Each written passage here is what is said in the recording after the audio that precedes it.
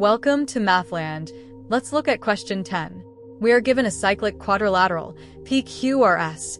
T is a point on the circle such that QT is perpendicular to SR at V. We are also given that angle Q2 is 35 degrees, and angle R is equal to angle S1.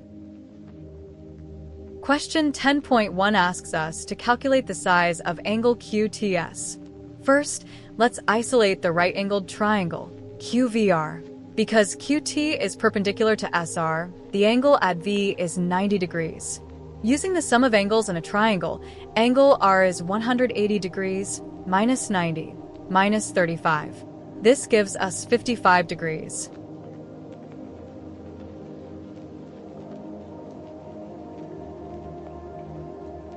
Now look at arc QS.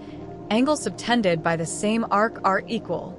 Therefore, angle QTS is equal to angle R, giving us 55 degrees.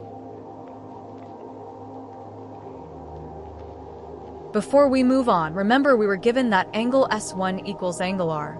So, angle S1 is also 55 degrees. For 10.2, we need to prove that PQ is parallel to SR. Let's look at arc RT. It subtends both angle Q2 and angle S2, meaning angle S2 is also 35 degrees. Looking at the whole cyclic quadrilateral PQTS, the total angle at S is 55 plus 35, which is 90 degrees. Since opposite angles of a cyclic quad add up to 180, angle PQT must be 180 minus 90. That leaves exactly 90 degrees. Finally, look at the transversal line QT. The co-interior angles at Q and V are both 90 degrees. Because they add up to 180 degrees, lines PQ and our S must be parallel.